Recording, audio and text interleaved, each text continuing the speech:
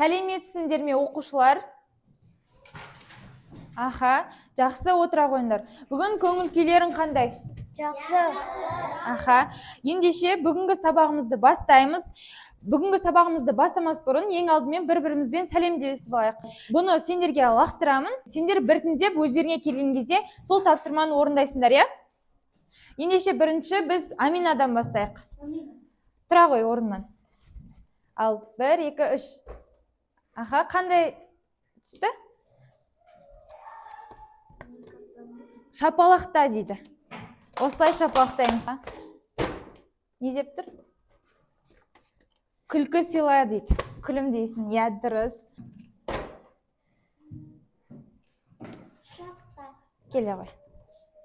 Жарайсың. Келесі Димаш.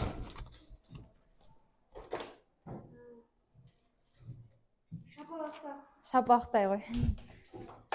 Аха. Ал. Аха, 5 рет отырып тұра ғой. 1, 2, 3, 4, 5. Жарайсың. Кішкене былай айналдырайын. Не дейді? Алдындағысы. 2 рет айнал дейді. 1, 2. Аха, жарайсың. Келесі Алинұр. Не дейді? Тілек айт. Тілек айта ғой. Бүгінгі сабаққа тілек айта ғой. Сабақтарына берсеңді қатысыңдар. Аха. Жауап беріп отырыңдар сұрақтарға. Жарайсың, отыра ғой. Өлең айт. Өлең айта ғой енді. Қандай өлең білесің сүйікті? Немесе әнұран айтсаң болады. Әнұранның бірінші күн аспаны, алтындан. Бірге айтайық бәріміз. Күн аспаны, алтындан даласы, ерліктің дастаны. Білемін елім, туған жерім менің, Қазақстаным. Жарайсыңдар, отыра қойыңдар. Келесі Береке. Не дейді? Құшақта дейді, келе ғой. Аха, келесі Алима. Шапалақтай ғой. Аха, келесі Ясминура. Күлкі сыйла дейді. Күлімден қайталау керек. Келесі Абдулаким. Қане? 5 рет отырып тұр дейді. Ал 1, 2, 3, 4, 5. Аха, жарайсың. Бізде енді бірге айтамыз, я? Қол ұстасып қане біз? Қол ұстасып қане біз? Достасайық бәріміз. Достасайық бәріміз. Айтарым бар сендерге. Айтарым бар сендерге. Тез тұрыңдар шеңберге. Тез тұрыңдар шеңберге. Қандай жақсы бір тұру. Қандай жақсы бір тұру. Достар менен бір жүру. Достар менен бір жүру. Қандай жақсы дос болу. Қандай жақсы дос болу. Жарайсың. Бинго әдісі арқылы қазір тақтада. Аха, тақтада қазір мына жерде айналады.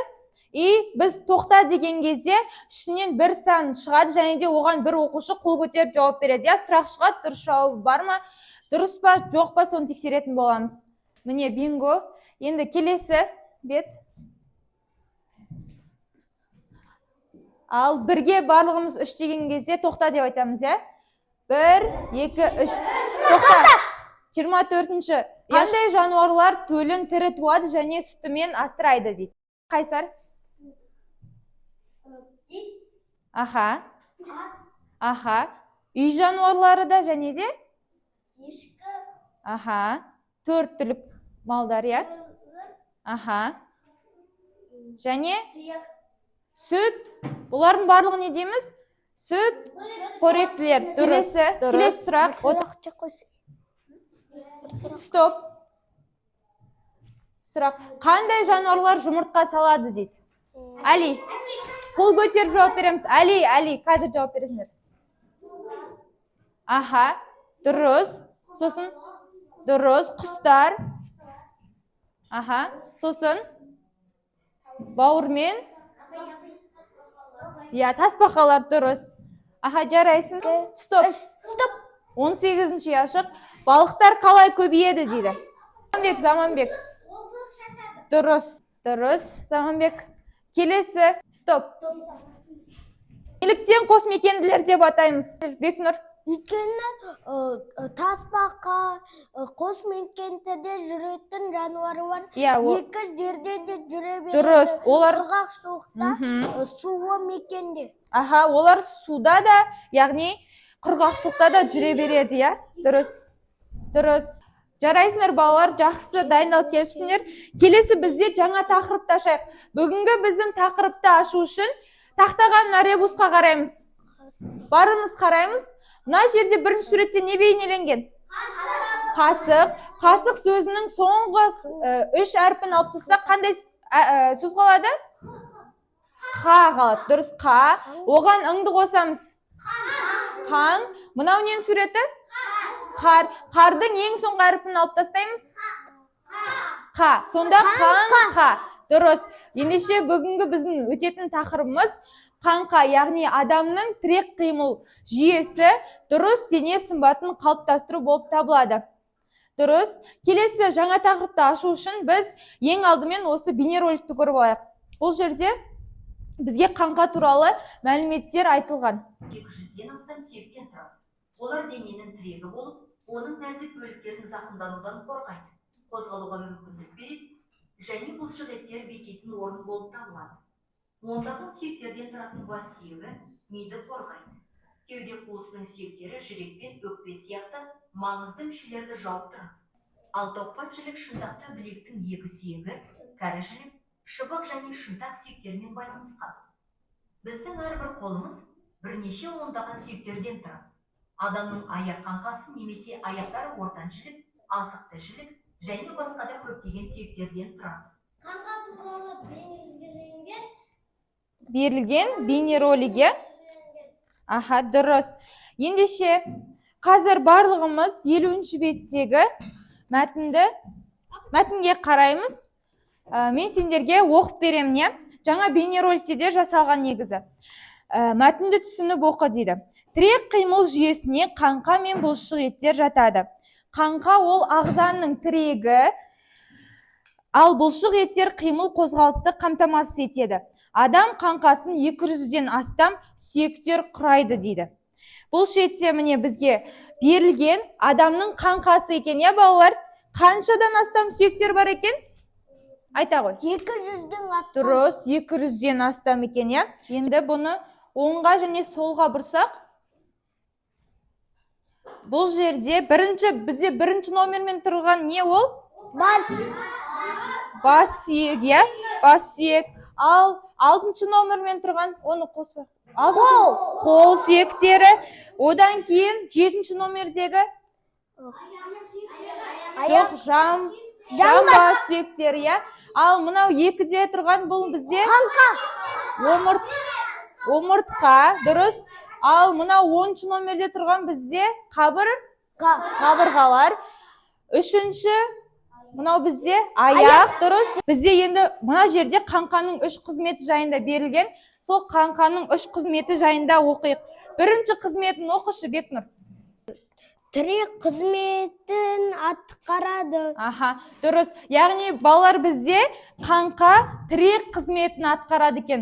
Біздің денеміз бұлшық еттер мен сүйектер арқылы біз қозғаламыз ғой. Сол себепті ол тіреуіш қызметін атқарады. Ішкі мүшелерге қозғалыс қызметін атқарады. Бірінші қызметі. Жанболат.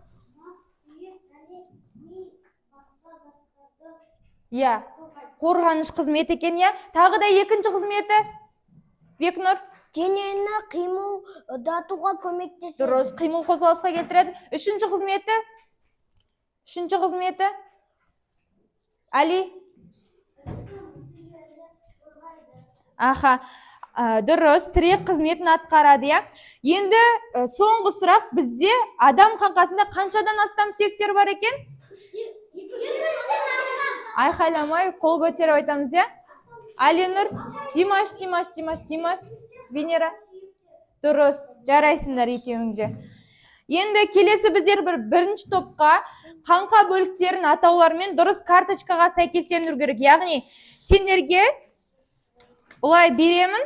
Яғни, осыған мына жақта сызық тұр ғой, сол сызыққа атауларын дұрыстап жабыстыру керексіңдер, я? Қазір сендерге соны қаңқаны құрастыру керексіңдер. Үшінші топ, дене сымбатын дұрыс қалыптастыру үшін қай суреттер дұрыс, қай суреттер бұрыс. Яғни осыны мына шеттегі қай оқушы дұрыс отыр партада, қайсысы дұрыс емес отыр, осы шетке белгілейміз. Мынау дұрыс емес, мынау дұрыс екен. Мынау үшінші топтың жұмысы. Мына шетке мынаны жаямыз. Осының үстіне мынаны сәйкестендіру керексіңдер. Яғни қаңқаның суретін дұрыстап шығару керексіңдер.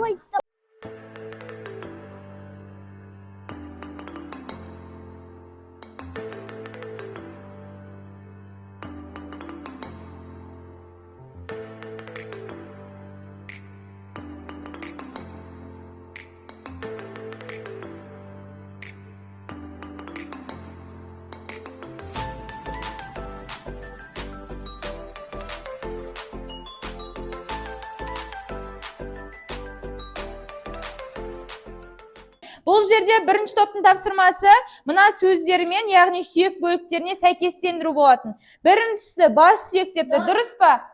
Дұрыс. Екіншісі қол сүйектері дейді, дұрыс па? Дұрыс. Мынау қабырғалар депті, дұрыс. Жамбас белдеуі депті, дұрыс. Мынау аяқ сүйектері, дұрыс. Табан депті. Жарайсыңдар, отыра қойыңдар.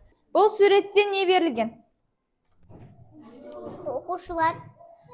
Оқушылардың партада отқаны. Иә, дұрыс және де бұрыс. Дұрыс емес. Иә. Бұл жерге қарайық бәріміз. Бірінші суретті дұрыс емес па, дұрыс па? Дұрыс емес, оны дұрыс тапқан, иә? Одан кейін мынау? Дұрыс емес. Мынау? Дұрыс. Және соңғы сурет? Дұрыс, жарайсың. Адамның сүйектерін орналастыру жайлы тапсырма орындады. Аха, жарайсың. Бұл жерге бәріміз зер салайық. Дұрыс орындаған ғой. Көріп тұрқ па бәріміз? Демек, дұрыс орындаған. Ендеше бәріміз қол шапалақ таймыз. Мына шеттен дұрыс жауапты белгіле дейді. Дене қалпын тік ұстау, ол бізде омыртқаға. Иә, омыртқаның жанына белгі қоямыз. Неліктен орындықта дұрыс отыру керек? Айта ғой. Дұрыс. Бұл жерге ендеше дене сымбатымыз дұрыс болу үшін деп жазамыз. Дене сымбаты дұрыс болу үшін. Мен тақтаға жазам, сендер тезірек жаза береміз. Сендерге бірінші ең алдымен сұраққа жауап берейік. Бүгін біз қандай тақырыппен таныстық? Қол көтеріп жауап береміз. Бекнұр. Дене сүйектері туралы тақырыппен таныстық. Қайсар айта ғой. Сүйек денелерін бүгін таныстық, иә? Дұрыс айтасыңдар. Қай ұяшық таңдаймыз? Бірді таңдайық, иә? Бірді аша қойсаңыз. Бірінші сұрақ дейді. Біздің ағзамызға қозғалыс, тірек және пішін беретін жүйе қалай аталады? Али? Сүйек және де бұлшық ет. Оның барлығы бізде не деп аталады? Қаңқа. Келесі екінші сұрақ. Адам ағзасында қанша сүйек бар дейді? Димаш. Жарайсың. Қаңқаның қанша қызметі бар? Дұрыс, 3 қызметі бар, я? Қаңқаның 3 қызметін ата дейді. Қай? Жарайсың. Алинұр айта ғой. Дұрыс. Денені бір қалыпта ұстайды. Дұрыс дене сымбатын қалыптастыру үшін не істеу қажет? Жанболат. Тағы не істеуіміз қажет? Өте дұрыс, спортпен айналысу керек. Сізде қандай жауап бар? Қайсар? Я, жүгіру керек және де партада Али айта ғой.